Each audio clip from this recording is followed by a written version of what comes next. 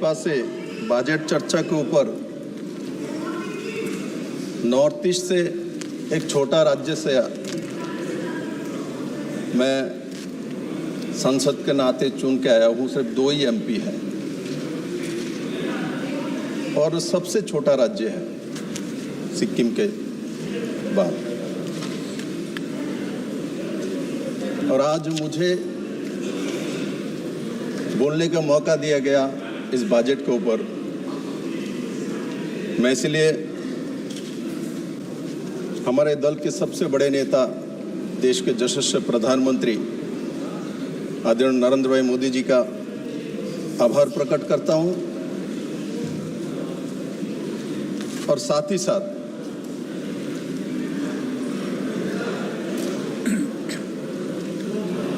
निर्मला सीतारमण जी ने जिस तरीके से इस बजट को प्रस्तुत किया है,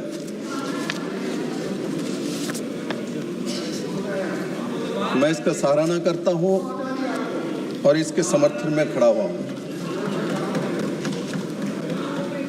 माननीय अध्यक्ष महोदय, शैलजा जी बोल रहे थे, मैं सुन रहा था।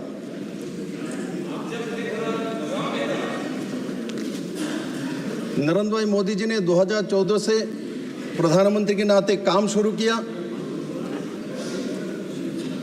और उस समय जो आर्थिक स्थिति देश का 10 साल की यूपीए गवर्नमेंट ने छोड़ के गया था, तो भारत का जो आर्थिक स्थिति है, जो अनुमान किया जा रहा था, तो भारत फ्राजिल 5 देशों में चले जाएंगे। और माननीय प्रधानमंत्री नरेंद्र भाई मोदी के नेतृत्व में एक पारदर्शी आर्थिक व्यवस्था को देश में लागू किया गया। आर्थिक वैषम्य और कोरोना के काल रहने के बावजूद भी आज जो आर्थिक सर्वे आया हुआ है, इसमें 6.5% से 7% तक जीडीपी रहेगा अनुमानित है। और ये बजट एक फोकस्ड बजट है और इस बजट में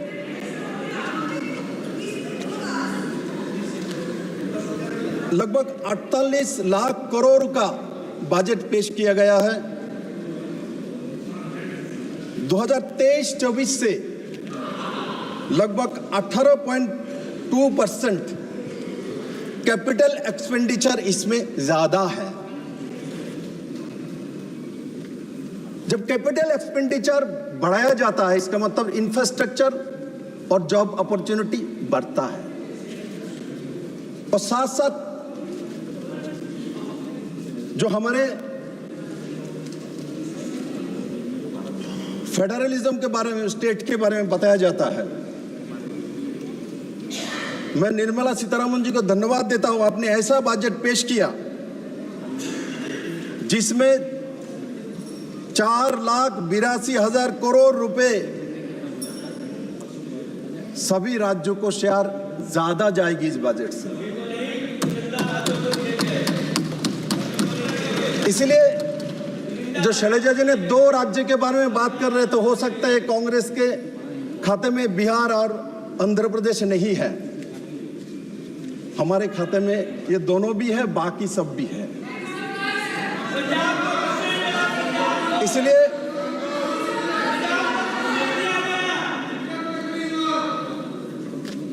इस बजट के माध्यम से जो सर्वांगीण विकास और उस तरफ माननीय प्रधानमंत्री जी ने रुख किया है।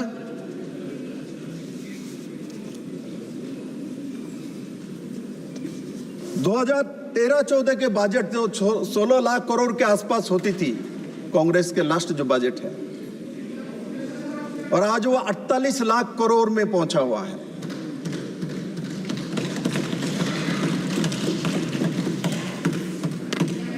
और इसमें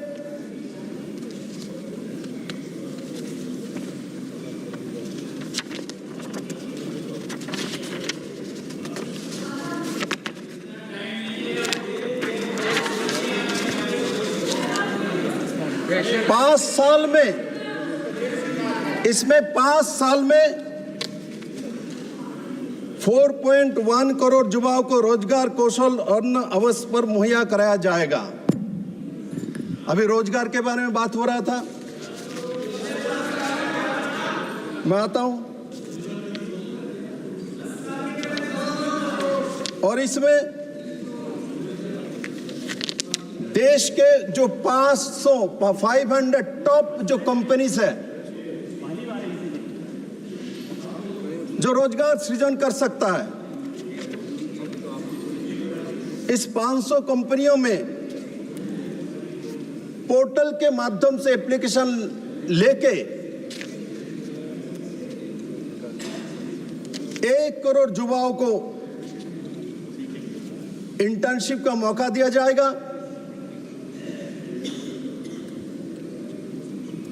और हम छोटे से सुनते आए हुए हैं स्किल के बारे में, जापान के बारे में, कोरिया के बारे में, चीन के बारे में, जो वहां स्किल इतना ज्यादा है, लोग घर में बैठ के काम कर सकता है, मोबाइल बना लेते हैं, बाकी सब काम करते हैं, हर आदमी के पास काम है, रोजगार है। सुनते सुनते मेरा तो 52 साल क्रॉस कर 53 में पहुंच गया हूं। किंतु माननीय प्रधानमंत्री नरेंद्र भाई मोदी जी को मैं धन्यवाद देना चाहता हूं, निर्मला सीतारमण जी को, जो आपने ऐसा एक बजट पेश किया जिससे युवाओं को रोजगार मिलने का अवसर आया है, गारंटी के साथ। मोदी के गारंटी के बारे में बात हो रहा था, गारंटी है मोदी का, अभी भी है, इस बजट में भी है। दादा, माननीय अध्यक्ष महोदय, माननीय अध्यक्ष महोदय, कलनंदा को मैं बहुत श्रद्धा करता हूं। दादा मेरे बड़े हैं, और मैंने उस दिन जब लोकसभा में चुन कर आया था, दादा आपने बहुत प्यार से मेरा विप्लव बोला था बंगला में। मैं आपको श्रद्धा करता हूं दादा। जो मैं कहना चाहता हूं, ये देखो, मैं अंतिम पंक्ति में बैठा हुआ एक छोटा सा राज्य से, छोटा सा गांव से आया हुआ व्यक्ति हूं, तो मेरे बात भी सुना करो। अभी यहाँ शैलजा जी ने बोला था, जो अंतिम व्यक्तियों के बारे में सुने, तो मैं तो बोलने के लिए खड़ा हूं। मेरे तो थोड़ा बहुत शैलजा जी मुझे संरक्षण दे दीजिए। माननीय अध्यक्ष जी, हमारे यहाँ कॉलेजों में, यूनिवर्सिटीज में बड़े मात्रा में कैंपस सिलेक्शन होता है। अच्छे कॉलेजों में तो 100% कैंपस सिलेक्शन होता है, किंतु किसी गांव में कॉलेज हो कि छोटे जिले में हो, उसमें कैंपस सिलेक्शन नहीं होता, 1-2% होता है। युवा पढ़ने के बाद आशा करता है मुझे कुछ मिलेगा, और मान के चलो किसी कैंपस से 30% कैंपस सिलेक्शन हो गया, और बाकी लोग रह गया 70%। इनके मन में इन्फीरियरिटी कॉम्प्लेक्स आता है, फ्रस्ट्रेशन का शिकार होते हैं, ड्रग्स का शिकार होते हैं। किंतु माननीय प्रधानमंत्री जी ने इस गरीब बच्चे के लिए इसमें प्रावधान रखा, जब आपका कैंपस सिलेक्शन नहीं भी हो, किंतु हमारे देश में जो बड़े बड़े कंपनियां हैं, टॉप 500 कंपनी है, उनमें आपको इंटर्नशिप करने का 100% मौका मोदी गारंटी दे रहा है। और उसमें पहले मंथ को 6,000 रुपीज, और उसके बाद 1 साल तक उनको पर मंथ 5,000 रुपया करके दिया जाएगा। और उसमें उनका ट्रेनिंग होगी, और उनमें क्वालिटी हो, उसी कंपनी में उनका चयन भी हो जाएगा। आज देश में जॉब की कमी ऐसा नहीं है, पारदर्शिता का कमी है, स्किल्स का कमी है। ये जो कंपनी है जिसका अंदर स्किल है, मैंने देखा जो एक्सपीरियंस है, वो आज इस कंपनी में है, कल उस कंपनी में चला जाता है, यहां छोड़ देता वहां चले जाते हैं। किंतु गरीब बच्चे जिसके पास एक्सपीरियंस नहीं होता, जिसका कैंपस सिलेक्शन नहीं होता, आज नरेंद्र भाई मोदी वहां खड़े हैं जो मैं गार्जियन हूं, मैं तुम्हारे साथ हूं, मैं गरीब के साथ हूं, मैं एससी के साथ हूं, मैं एसटी के साथ हूं, मैं दलित के साथ हूं। इस बजट में वो दर्शाता है। लंबे समय कांग्रेस का राज था, किंतु कांग्रेस ने कभी भी उस दृष्टि से युवाओं को देखा ही नहीं।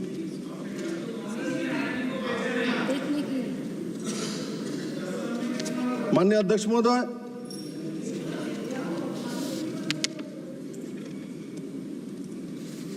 ये बजट शिक्षा, रोजगार, विकास के लिए 1.48 लाख करोड़ का प्रावधान रखा गया है। यहां से उठ रहा था, बोले कुछ व्यवस्था ही नहीं है। बड़े मात्रा में रखा गया है।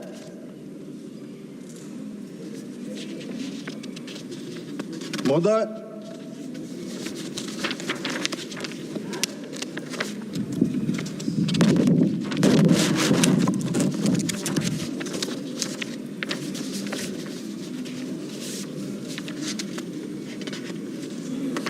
इस बजट में किसानों के लिए बजट जो है 1.52 लाख करोड़ रुपया रखा गया है। किसान की बात बोल रहे थे शैलजा जी, मैं बताता हूं। सिर्फ बजट इसमें 1,52,000 करोड़ रुपए है, किंतु इसमें किसानों के लिए फर्टिलाइजर में सब्सिडी भी 1.75 लाख करोड़ है एक्स्ट्रा, वो भी किसान के लिए जा रहा है।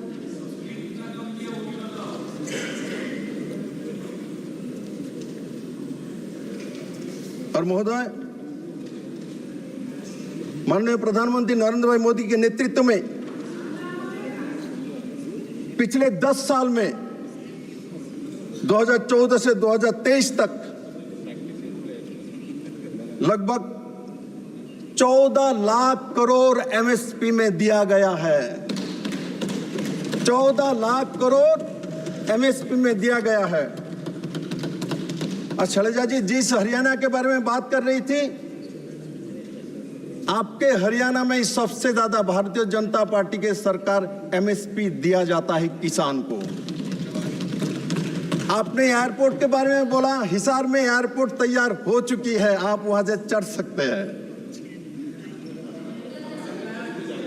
जरूर आप ज्यादा हरियाणा को जानते कि आप उसमें जन्म लिया है। और मैंने जब दिल्ली में नया नया आया था तब आप मंत्री थी, आपको कैसे मालूम चलेगा। आपको मैं आदर सम्मान करता हूं। आज आपने जिस तरीके से शुरुआत किया, निर्मला जी को धन्यवाद देते हुए, एक अलग ही गेस्चर है, मैं इसका सराहना करता हूं।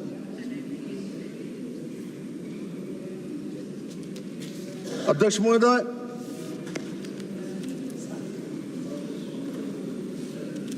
आज नरेंद्र भाई मोदी जी के किसान के प्रति जो काम करने का तरीका है, उसी कारण से भारत आज दुग्ध उत्पादन में दुनिया में नंबर 1 है। कैसे हुआ? किसान के लिए नहीं काम करता। पहले कांग्रेस के जमाने में तो नंबर 1 में था नहीं, था क्या? जरा मुझे डेटा दिखा दीजिए। मैं अध्यक्ष जी को बोलता हूं, डेटा मांग लीजिए। 2014 के पहले दुग्ध उत्पादन में देश का स्थिति क्या थी? आज दुग्ध उत्पादन में नंबर 1 है। मोटे अनाज उत्पादन में नंबर 1 है।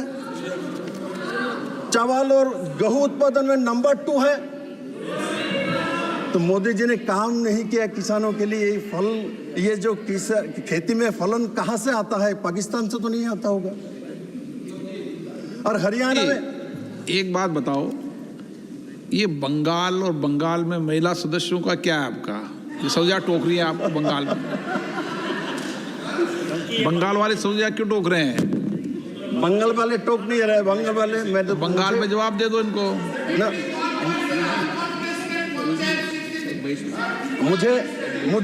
मुझे ज्यादा उत्साहित कर रहा है।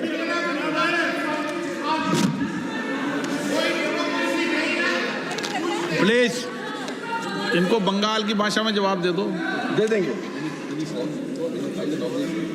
दादा मैं बंगाल में जाना नहीं चाहता, आप लेके क्यों जाना चाहते हो?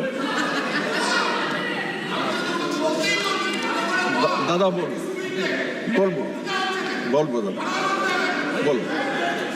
तो नालंदा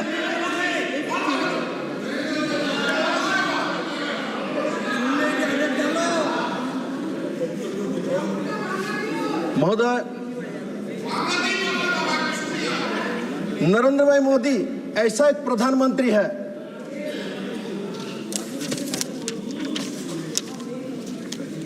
जब किसी बच्चे का जन्म होता है, माँ और बच्चे के साथ प्रधानमंत्री मातृ पुष्टि बंधन योजना को लेके खड़ा हो जाता है।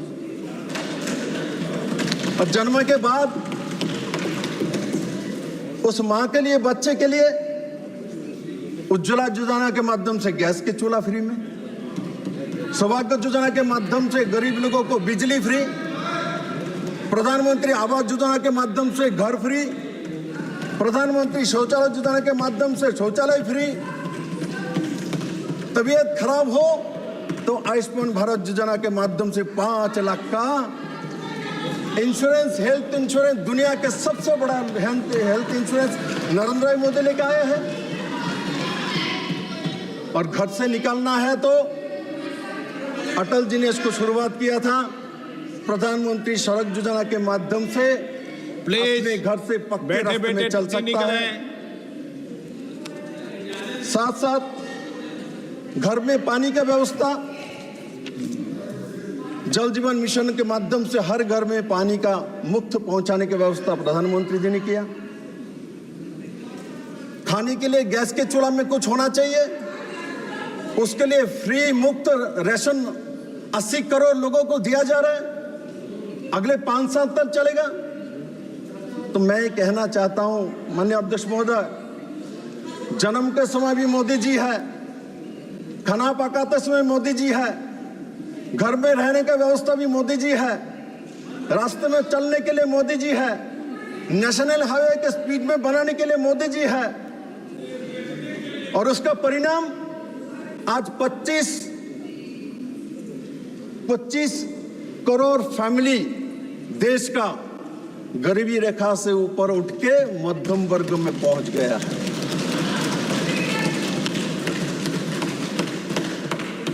आप वो लोग नहीं चाहते कि भाई गरीब मध्यम वर्ग में पहुंचे नहीं, क्या करूं मैं? शरद जी बोल रहे थे बीसी के लिए SC 1-2 के लिए क्या किया गया है। ये जो अंत्योदय और गरीब लोग हैं ना, ये चीज उन्हीं लोगों को ज्यादा मिलता है। और मैं त्रिपुरा में जब मुख्यमंत्री के नाते काम कर रहा था, माननीय प्रधानमंत्री जी के मार्गदर्शन में मैंने और एक स्कीम भी लागू किया था। जीवन भर तो सब स्कीम है, घर भी है, मकान भी है, रास्ता भी है, बिजली भी है, पानी भी है, खाना भी है, चावल भी है, अनाज भी है।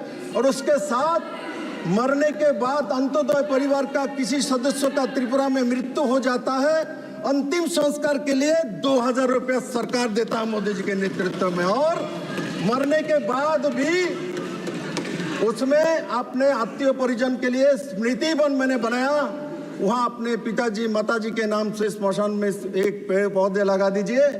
उस पौधे में लोगों को ऑक्सीजन देने का काम भी, राहुल गांधी को भी ऑक्सीजन मिलता है, हम लोगों को भी ऑक्सीजन मिलता है, उसका व्यवस्था भी मोदी जी ने ही किया है मेरे मित्र।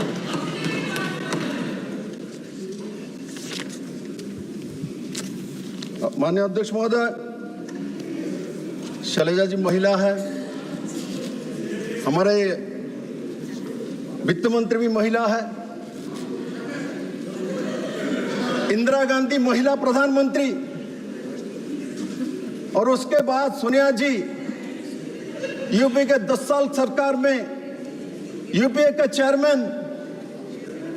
मिशा जी यहां बैठी हुई थी, अभी नहीं है मिशा जी? हाँ, उधर बैठे मेरे बहन। आपके पार्टी के लोग उस समय सोनिया जी 33% रिजर्वेशन का बिल लाना चाहते थे, फाड़ के फेंक दिया था स्पीकर के सामने। दो महिला, इंदिरा गांधी जी और सोनिया जी इतना प्रभावशाली और यूपी के चेयरमैन होते चाहने के बावजूद भी महिला के लिए आरक्षण 33% नहीं लाया जाए। और माननीय प्रधानमंत्री नरेंद्र भाई मोदी जी के नेतृत्व में, माननीय प्रधानमंत्री नरेंद्र भाई मोदी जी के नेतृत्व में मैं गर्व करता हूं, दोनों हाउस में महिला आरक्षण बिल लाने में सफल रहा और करके दिखाया। और 2026 में उसमें 33% रिजर्वेशन लाके 29 में वही महिला बहनों को दोनों इस हाउस में लाया जाएगा। मेरे मित्रों, एसएचजी ग्रुप आज 10 करोड़ बहनें, 10 करोड़ बहनें एसएचजी ग्रुप में काम करते हैं। 10 करोड़ बहनें एसएचजी ग्रुप में काम करते हैं, रोजगार करते हैं, स्वरोजगारी बने हैं। ड्रोन दीदी, अरे ड्रोन हम लोग शहर के लोग चलाएंगे, इसके बारे में भी आइडिया नहीं है। आजकल गांव में बैठे एसएचजी ग्रुप में महिला ड्रोन चलाता है, किसानों के फसल को देखभाल कराता है, वो फर्टिलाइजर देने का व्यवस्था करता है। क्या कभी किसी गांव में किसी महिला ने कभी सोचा था मैं ड्रोन चलाऊंगी? आज और बजट में 400 करोड़ रुपया दिया है। अब मेरे बहनों, ड्रोन नहीं चलाएगा, आपको प्लेन दिया जाएगा, चिंता मत करो। क्योंकि नॉर्थ ईस्ट से मैं आता हूं, मात्र कांग्रेस के शासन में 9 एयरपोर्ट था। आज माननीय प्रधानमंत्री जी के नेतृत्व में नॉर्थ ईस्ट में 16 एयरपोर्ट करके दिया। और नॉर्थ ईस्ट के सभी राज्यों में हमारे रेलवे मंत्री बैठे हुए थे, सभी राज्यों में रेल कनेक्टिविटी लाने वाला माननीय प्रधानमंत्री नरेंद्र भाई मोदी और कांग्रेस के लंबे समय शासन नॉर्थ ईस्ट में रहा है। करप्शन के ऊपर करप्शन, स्कैम के ऊपर स्कैम, इसके बाहर कुछ नहीं किया। मैं सब कुछ आपके सामने रखने वाला हूं मेरे अध्यक्ष महोदय। और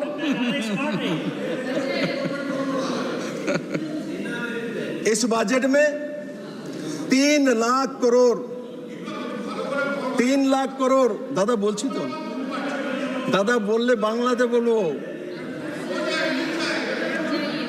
3 लाख करोड़,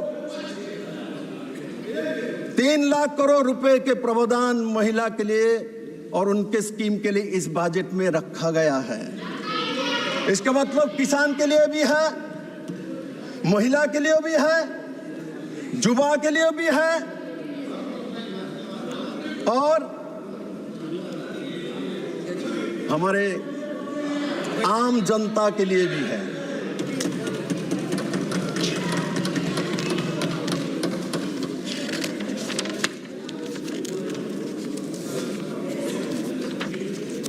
माननीय अध्यक्ष महोदय,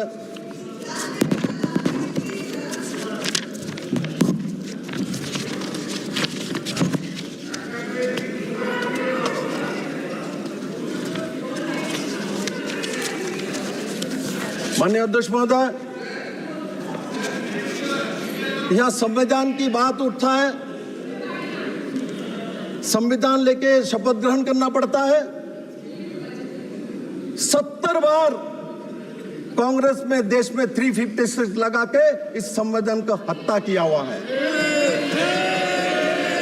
दादा आप बोलते हो ममता दीदी ने भी कांग्रेस को इसलिए छोड़ा था, सीपीएम के साथ छोड़ा था क्योंकि कुछ तरबूज दीदी के साथ थी, इसलिए दीदी ने छोड़ दिया। अब छोड़ के तृणमूल कांग्रेस बनाया। और दीदी को एक कांग्रेस और कम्युनिस्ट के लोगों ने, कम्युनिस्ट के सत्ता के समय दीदी को माथा फाटा के 28-29 सिल्ली लगी थी। दीदी को एक कम्युनिस्ट और कांग्रेस आज जो साथी है वही लोगों ने स्ट्रेचर पे दीदी को एक रिक्शा वाला ने उठा के लाया था। मैं झूठ नहीं दादा, मैं सच बता रहा हूं। आज उनके साथ आप बैठे हो, जिसने दीदी का माथा फटाया उसके साथ बैठे हो। दीदी देख रहे हैं, इसलिए दीदी बंगाल में कॉम्प्रोमाइज नहीं किया, इसलिए बंगाल में दीदी में दम था, इसलिए इन लोगों के साथ नहीं किया। आप इनके साथ बैठते हो दादा। दादा आपको यहाँ सुंदर नहीं लगता दादा, आप इधर बैठो। कल्याण दादा, नाम कल्याण है, कल्याण करो, इधर आओ। और मोदी के साथ ही कल्याण कर सकते हो, यहाँ बैठ के नहीं कर सकते। यहाँ एक परिवार से गांधी परिवार का कल्याण करने वाले लोग हैं।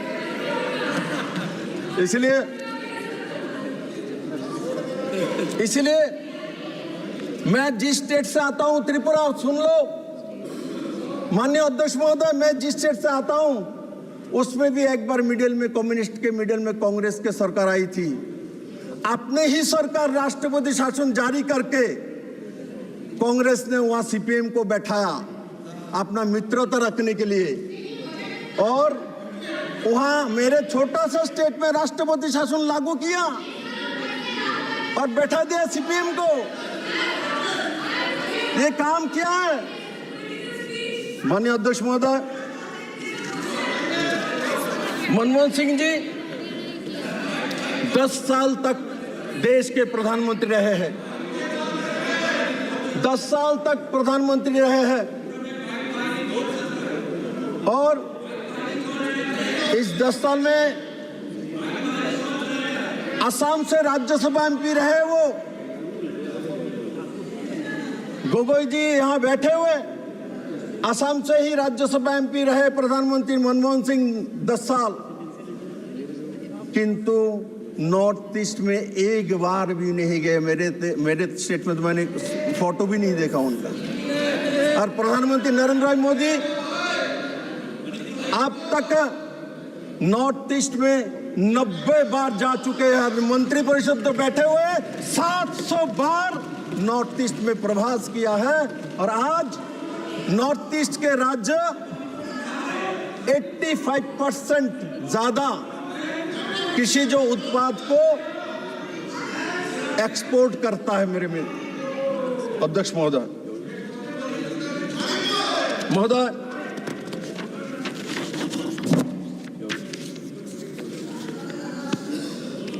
संविधान की बात करता है।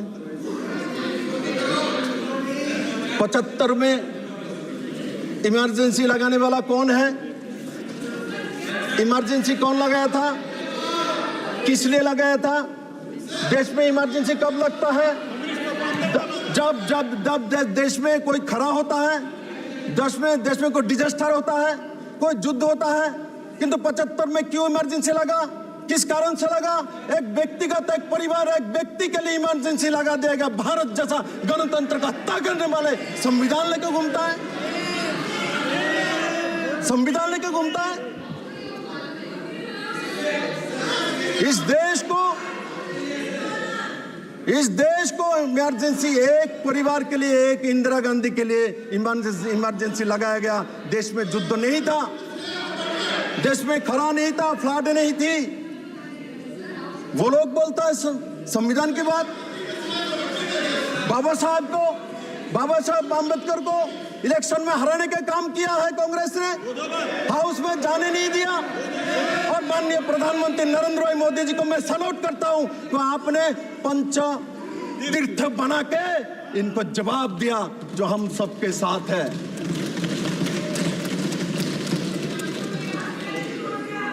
इस देश के जॉब की कमी नहीं है, इस देश के स्किल का कमी है। और स्किल डेवलपमेंट मिनिस्ट्री भी नरेंद्र भाई मोदी जी ने ही बनाया था। और राजीव प्रताप रूडी जी मेरे मित्र यहाँ बैठे हुए थे, वहां पहला मंत्री बने थे। कोई बात नहीं, अभी गोगे जी के साथ में आपको हमें में जनता ने, जोशी जी यही बात बोल के क्यों दुख देते हो, जनता ने हटाया इनको। 3 बार मिला के 3 इलेक्शन मोदी के सामने हारे हैं। 3 बार मिला के भी 240 नहीं हुआ। हमारे 400 के लिए चिंता, मैं देखता हूं वहां बैठ बैठ के इतना 400 का चिंता, इतना चिंता है। मैं अभी तो इतना चिंता नहीं किया, बाद में आपके चिंता के कारण हमारा चिंता भी हुआ। मेरे लिए, हमारे पार्टी के लिए इतना सोच रखते हैं, 400 पार क्यों नहीं हुआ? माननीय अध्यक्ष महोदय, ये 400 पार करेंगे। 2047 तक भारतीय जनता पार्टी और एनडीए का गवर्नमेंट रहेगा। 400 पार करके जनता आपको जवाब देगा जवाब। माननीय अध्यक्ष महोदय,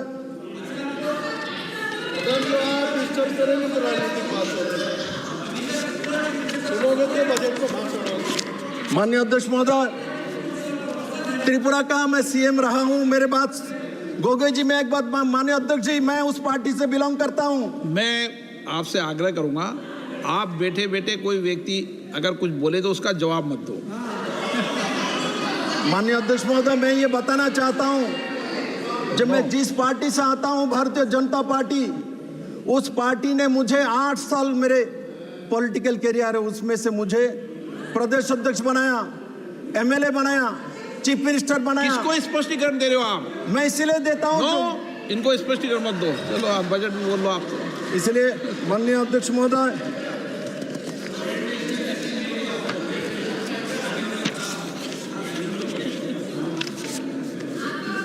माननीय अध्यक्ष महोदय, नॉर्थ ईस्ट में लंबे समय इंसर्जेंसी रहे हैं। मोदी जी के नेतृत्व में बोडोलैंड का समाधान हो, नागालैंड का समाधान हो, 60% नॉर्थ ईस्ट में आपदा खत्म करने का काम हो।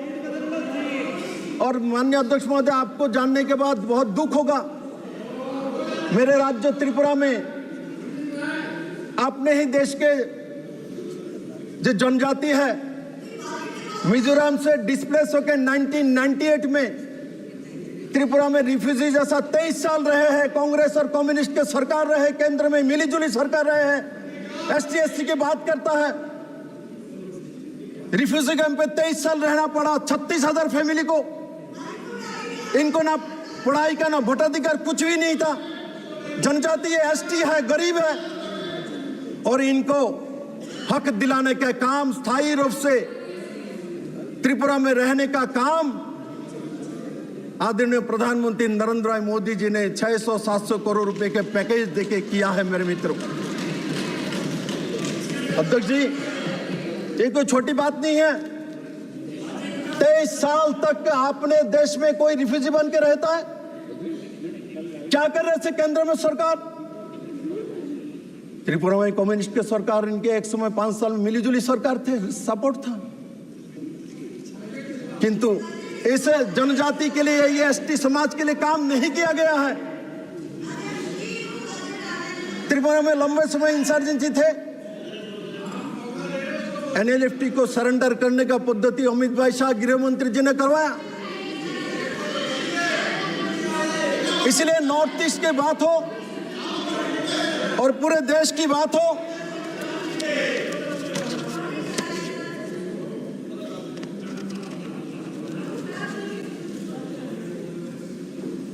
माननीय प्रधानमंत्री जी ने हर क्षेत्र में पिछले 10 साल में काम किया, और उसका परिणाम जो मैंने शुरू में कहा, जो कैपिटल एक्सपेंडिचर 18.2% बढ़ा है। ऐसे नहीं बढ़ा है, उन्होंने काम किया है, इसलिए बढ़ा है। और मैं विश्वास करता हूं माननीय प्रधानमंत्री नरेंद्र मोदी जी के नेतृत्व में अगले 3 साल के अंदर आज जो दुनिया के 5th इकोनॉमी है, और वो 3rd इकोनॉमी में चले जाएंगे। सरकार बचाने की इतनी चिंता है, सरकार बचाने का इतना चिंता है। माननीय अध्यक्ष महोदय, इस बजट को शैलेश जी ने बोला कुर्सी बचाओ बजट। इसका मतलब बिहार और आंध्र प्रदेश कांग्रेस को जरूरत ही नहीं है। ये बजट सबके लिए किया गया है। मैंने आपको बताया तो लगभग 4.5 lakh crore share state government को अलग अलग स्कीम के माध्यम से सभी राज्यों को जाएगी। इसमें ये सब 2 राज्यों में नहीं जाने वाला है। इसलिए माननीय अध्यक्ष महोदय, इस बजट के माध्यम से जिस तरीके हर वर्ग के लिए काम किया है निर्मला सीतारमण जी ने और माननीय प्रधानमंत्री नरेंद्र भाई मोदी जी के नेतृत्व में, एक सशक्त बजट, युवाओं के बजट, महिलाओं के बजट, गरीबों का बजट। और मनरेगा के बारे में बातचीत चल रहा था। मनरेगा में 25,000 करोड़ रुपए बढ़ाए गए इस बजट में। जरा देख लीजिए, पढ़ के पूरा पढ़ लीजिए। इसलिए अंतिम व्यक्ति हो और हम लोग संसद में बैठे हुए सब लोग हैं, सबके लिए नरेंद्र भाई मोदी जी ने इस बजट में काम किया है। मेरे अध्यक्ष जी, मैं मानता हूं मोदी जी के नेतृत्व में जो काम शुरू हुआ 2014 में और अगले 2047 तक एनडीए के गवर्नमेंट रहते हुए देश को दुनिया के नंबर 1 इकोनॉमी और देश को एक नया ऊंचाई देने का काम जो रविंद्रनाथ टैगोर ने सोचा था, जो स्वामी विवेकानंद ने सोचा था। अभी दादा को अच्छा लगा टैगोर आया दादा। मैं बताता हूं, बंगाल में, हमारे बंगाल में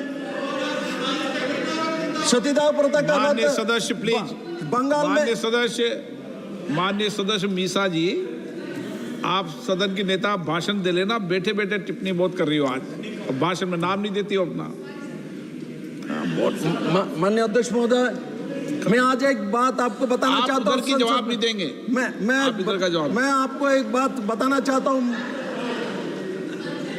स्वामी दयानंद सरस्वती समाज सुधारक के नाते जाना जाता है कि कुसंस्कार को खत्म किया है।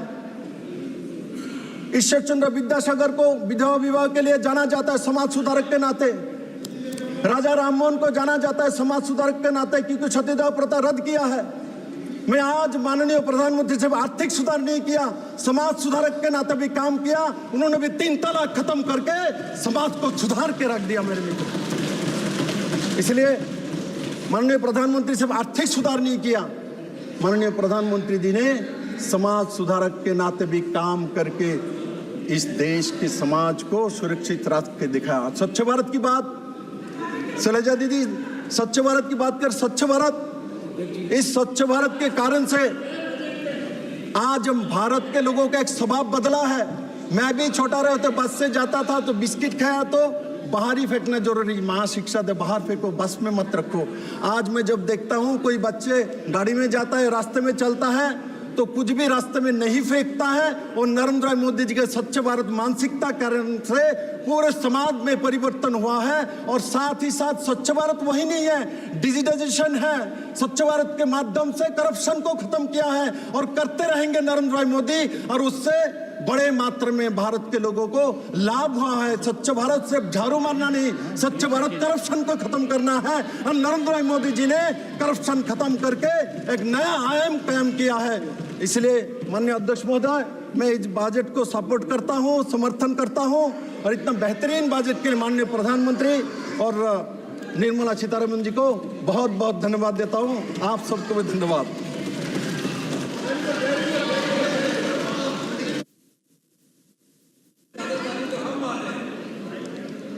श्री वीरेंद्र सिंह जी।